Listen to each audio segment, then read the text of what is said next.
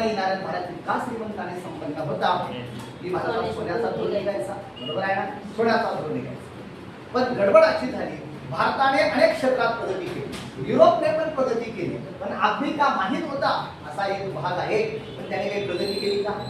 आजही आफ्रिकेत जर गेलं तर बरेचसे आदिवासी अजून असेच पुरातन प्रमाणे राहत आहे. म्हणजे युरोप आणि आशिया खंडात जी प्रगती झाली किंवा बाकीच्या जगाची प्रगती झाली तिचा प्रकाश आफ्रिकेत पोहोचला का? आज पण नाही. आणि जिथे प्रकाश नसतो तिथे काय असतं? अंधार असतं. आणि अंधाराचा रंग कोणता? काळा. म्हणून काळे खंड कुणाला म्हटलं जातं? आफ्रिका. लक्षात असू दे, साधे साधे प्रश्न पेपरला असतात पण बेस क्लिअर. काळे खंड कुणाला म्हटलं जातं? आफ्रिका. मग युरोप आणि भारताच्या दरम्यान व्यापार चालायचा. हा व्यापार सगळा जमिनीच्या मार्गावर, आणि या जमिनीच्या मार्गावरील इथे हा तुर्कस्तान नावाचा देश, आणि तुर्कस्तान देशामध्ये कॉन्स्टँटिनोपल नावाचं शहर आहे. आणि मग गडबड अशी झाली की हे कॉन्स्टँटिनोपल नावाचं शहर या तुर्कस्तानच्या भागामध्ये त्या लोकांनी काय केलं की रोमन साम्राज्याची पूर्वेकडील राजधानी जिंकली. आता रोमन साम्राज्यात थोडक्यात चर्चा करतो. युरोपमध्ये प्राचीन काळी ग्रीक साम्राज्य होतं.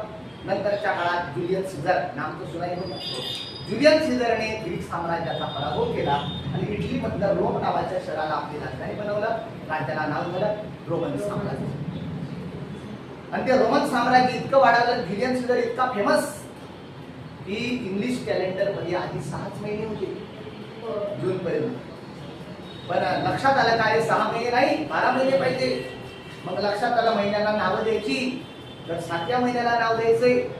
सांगितलं आपल्या राजाचं नाव दे, कोण? जुलियस. म्हणून मग महिन्याला नाव आहे जुलै. आणि जुलियस नंतर राजा झाला ऑगस्टस, म्हणून महिन्याला नाव आहे ऑगस्ट. म्हणजे एवढ्या लेवलला ते राजे आणि प्रचंड मोठं साम्राज्य निर्माण केलं.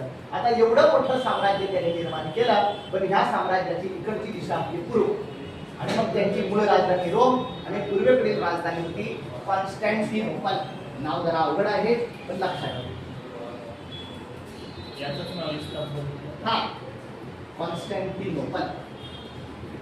मग ही जी राजधानी होती कॉन्स्टँटिनोपल, त्या काळात कॉन्स्टँटिनोपल नाव आहे.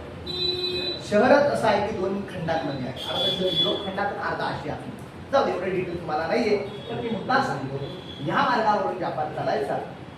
गडबड अशी झाली की कॉन्स्टँटिनोपल ज्या तुर्कस्तानच्या भागात होतं त्या तुर्कटोळ्यांना आवडणार का दुसरा येणारा आमच्याला इकडे राज्य करणार?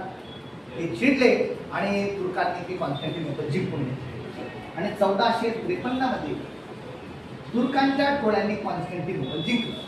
म्हणजे रोमन साम्राज्याची पूर्वेकडील राजधानी काय झाली? जिंकून घेतली आणि सांगितलं आता इथून तुमचा व्यापार चालणार नाही.